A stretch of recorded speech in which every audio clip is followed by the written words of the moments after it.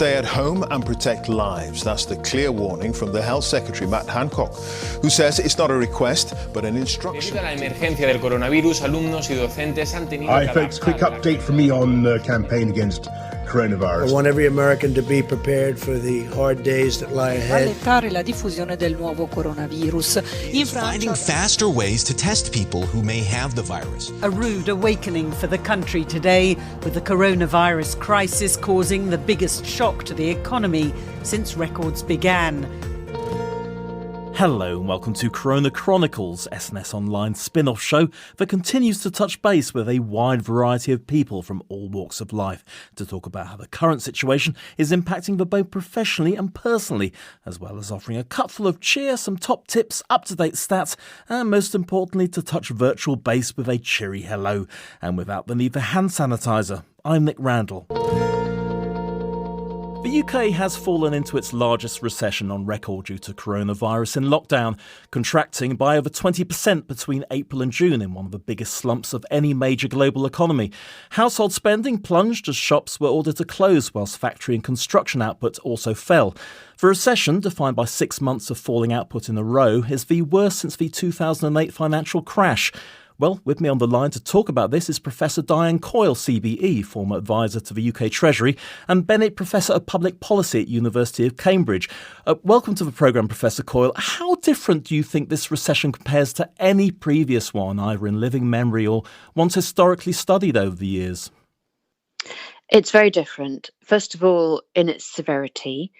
It's the Bank of England said it was the worst for 300 years, never mind since the financial crisis. So it's very steep.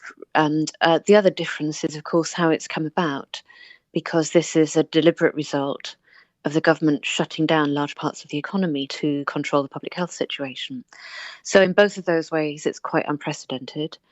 And there's a lot of uncertainties, and uncertainty actually about just measuring how bad it is, because the statisticians who collect the data and the means through which they collect the data, that's all up in the air at the moment. But we know it's pretty bad. And then there's great uncertainty about how we'll get out of this, because so much depends on people's behaviour and what they think is going to happen, not only to their jobs and their businesses, but also to health in the course of the pandemic over the next months. Do you think the government have done enough to minimise the impact on the UK's economy, or were we always inevitably heading for this? There's no avoiding this, and it isn't just the UK. This has happened in every economy. I think the government's actually responded pretty well. Okay. They got the schemes going quickly. Lots of people have benefited from them, and they have stopped what would otherwise have been a catastrophic wave of business failures and increase in unemployment. The tough questions for the government actually lie ahead. There was no issue about what needed doing, and again, every country has been doing something similar. The difficult question is, when do you start easing off these schemes? When do you start bringing the furlough scheme to an end? Sure.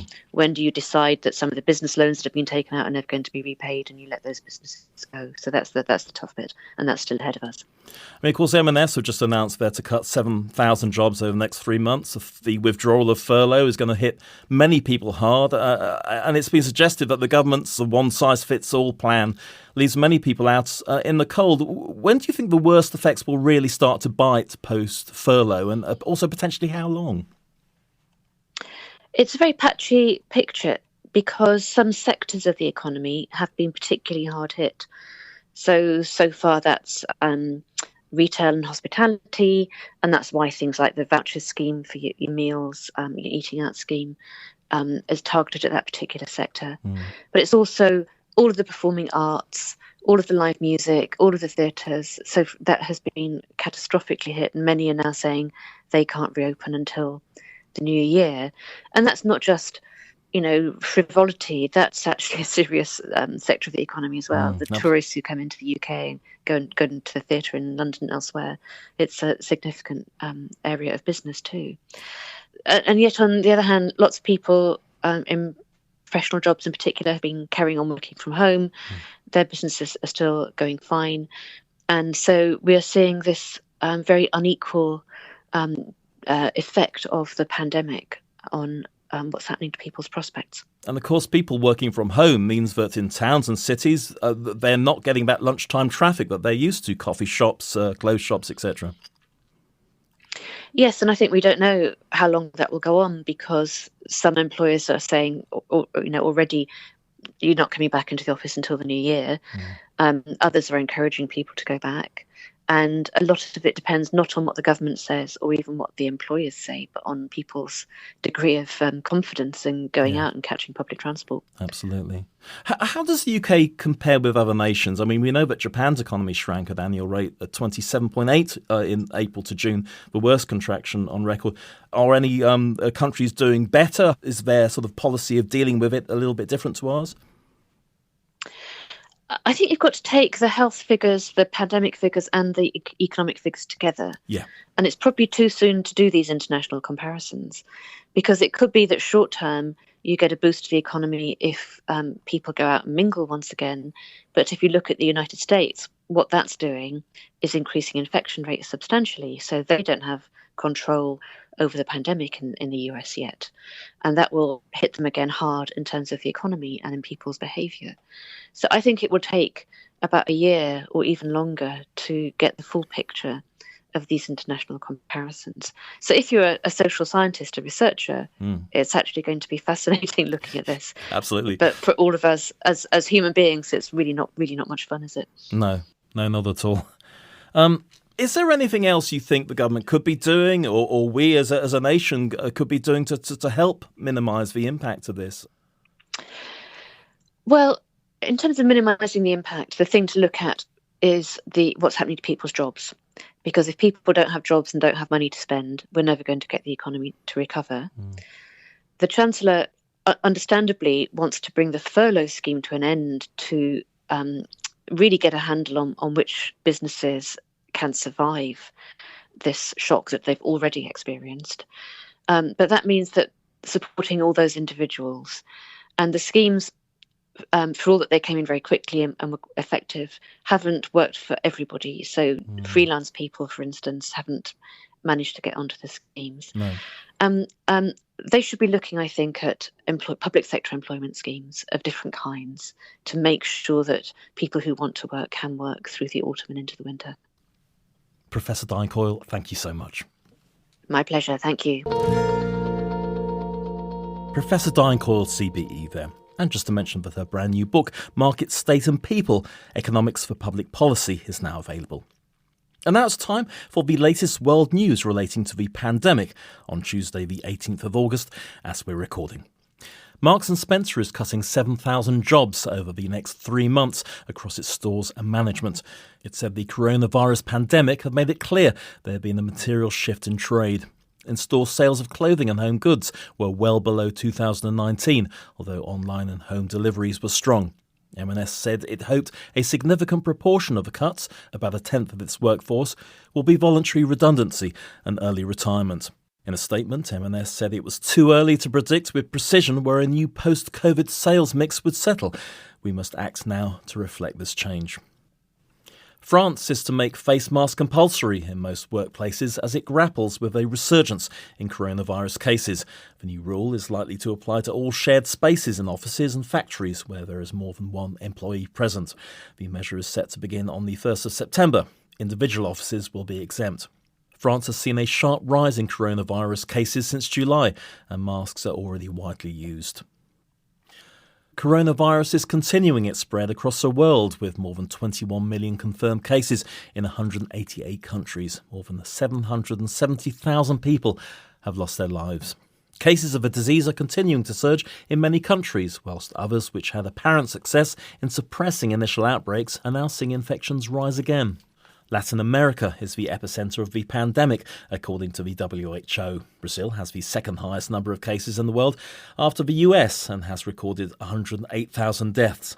Mexico has the second highest death toll in the region, with more than 57,000 deaths. Africa, South Africa and Egypt have seen the largest outbreaks so far, with South Africa one of only 7 countries in the world to record more than 500,000 confirmed cases.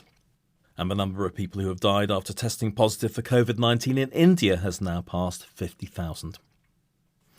The Education Secretary, Gavin Williamson, has criticised Ofqual in the continuing row over the handling of this year's exam results. Mr Williamson said the exam regulator for England didn't deliver what was promised. The government has now abandoned the much criticised algorithm to decide A-level and GCSE results, reverting to teacher-predicted grades. Universities have said they may not be able to offer extra places for tens of thousands of students now hoping to go to their first choice. The Health Secretary, Matt Hancock, has confirmed that Public Health England, which has faced criticism for its handling of the coronavirus outbreak, will be replaced by a new institute focusing on preparing for threats such as pandemics. He said to give ourselves the best chance of beating this virus and spotting and tackling other external health threats now and in the future, we need to bring together the science and the skill into one coherent whole. The National Institute for Health Protection will have a single and relentless mission protecting people from threats to this country's health. Nail bars, outdoor pools and beauty salons will be allowed to reopen in Leicester from Wednesday in the relaxation of the local lockdown after a drop in COVID-19 cases, the Health Secretary has said. Although current restrictions on gatherings in private homes and gardens will remain in place, guidance for music venues and theatres to stay closed will be dropped.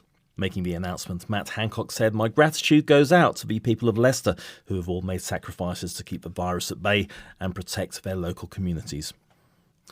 And finally, for many of us, face masks have become an essential part of everyday life thanks to the coronavirus. But regularly wearing one can have an unfortunate side effect: mask-induced acne, or rather, maskne. According to dermatologist Angeline Young, the constant rubbing of the masks against our skin causes micro tears, allowing easier entry for bacteria and dirt to clog up our pores. Also, breathing into a mask creates a hot and moist environment that leads to a build-up of sweat, oil and bacteria. Dr. Young says that the best way to combat maskne is to avoid thick skincare creams and suggests lightweight water-based products underneath the mask. A lightweight moisturiser can also act as an additional protective barrier and prevent chafing. So there's your top tip for today. And that's the news. Well, that's it for this edition. If you want to email us about anything at all, the address is coronachroniclesshow@gmail.com. Until next week, this is Nick Randall saying take care and look after yourselves. Goodbye.